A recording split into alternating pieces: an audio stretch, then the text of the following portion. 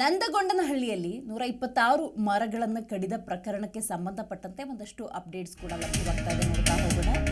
ಪ್ರತಾಪ್ ಸಿಂಹ ಸಹೋದರ ಅರಣ್ಯ ಇಲಾಖೆ ಅಧಿಕಾರಿಗಳ ಜಾರಕದಲ್ಲಿ ಅರಣ್ಯ ಇಲಾಖೆ ಕಚೇರಿಯಲ್ಲಿ ಒಂದು ವಿಚಾರಣೆಯನ್ನು ನಡೆಸಲಾಗ್ತಾ ಇದೆ. ನಿನ್ನೆ ಬಂಧಿಸಿದ್ದಾರೆ ಎನ್ನುವಂತಹ ಮಾಹಿತಿ ಇದೆ. ಬೆಂಗಳೂರಿನ ಜಾಲಹಳ್ಳಿಯಲ್ಲಿ ಅರಣ್ಯ ಇಲಾಖೆಯ ಕಚೇರಿ ಇದೆ. ವಿಚಾರಣೆ ಮುಗಿಸಿ ಹಾಸನದಿಂದ ಕರೆದೊಯ್ದಿದ್ದಾರೆ ಅರಣ್ಯ ಇಲಾಖೆ ಅಧಿಕಾರಿಗಳು.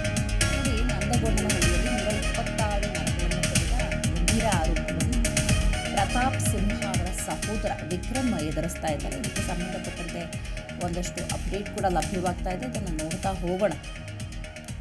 ಸೊ ಇದು ಮರಗಳನ್ನು ಅಕ್ರಮವಾಗಿ ಕಡಿದು ಅವುಗಳನ್ನು ಸಾಗಾಣಿಕೆ ಮಾಡಿರುವಂತಹ ಆರೋಪವನ್ನು ಎದುರಿಸ್ತಾ ಇರುವ ಮೈಸೂರು ಸಂಸದ ಪ್ರತಾಪ್ ಸಿಂಹ ಅವರ ತಮ್ಮ ವಿಕ್ರಮ್ ಸಿಂಹ ಅವರನ್ನು ಅರಣ್ಯ ಅಧಿಕಾರಿಗಳು ಶನಿವಾರ ಅಂದರೆ ನಿನ್ನೆ ಬಂಧಿಸಿದ್ದಾರೆ. ಹಾಸನ ಜಿಲ್ಲೆಯ ಬೇಲೂರು ತಾಲೂಕಿನ ನಂದಗೊಂಡನಹಳ್ಳಿಯ ಸರ್ಕಾರಿ ಜಮೀನಿನಲ್ಲಿದ್ದ 126 ಮರಗಳನ್ನು ಅಕ್ರಮವಾಗಿ ಕಡಿದ ಆರೋಪ ವಿಕ್ರಮ್ ಅವರ ಮೇಲಿತ್ತು. ಬೇಲೂರು ತಹಶೀಲ್ದಾರ್ ಮಮತಾ ಅವರ ವರದಿಯ ಮೇರೆಗೆ ಡಿಸೆಂಬರ್ 16ರಂದು ಅರಣ್ಯ ಇಲಾಖೆಗೆ ಮರ ಕಡಿದ ವಿಷಯ ಗೊತ್ತಾಗಿತ್ತು. ಶುಂಠಿ ಕೃಷಿ ಮಾಡೋದಕ್ಕೆ ಮರಗಳನ್ನು ಕಡಿಯಲಾಗಿದೆ ಅಂತ ತಹಶೀಲ್ದಾರ್ ಹೇಳಿದ್ದಾರೆ.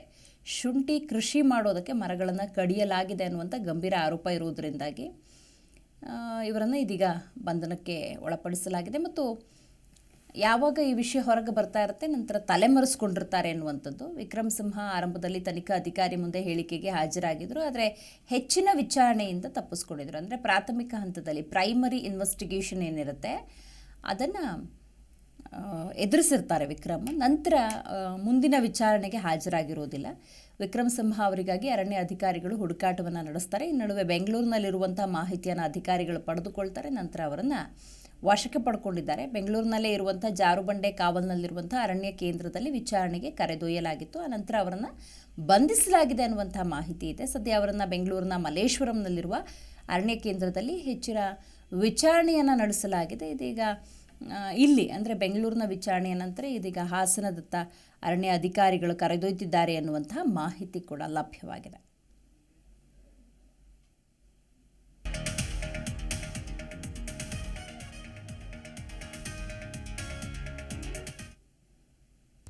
ಪ್ರತಿಕ್ಷಣದ ಸುದ್ದಿಗಾಗಿ Zee Kannada news app download ಮಾಡಿ. Live TV, latest updates, entertainment, lifestyle, technology ಸುದ್ದಿ ನಿಮ್ಮ ಅಂಗೈಯಲ್ಲಿ.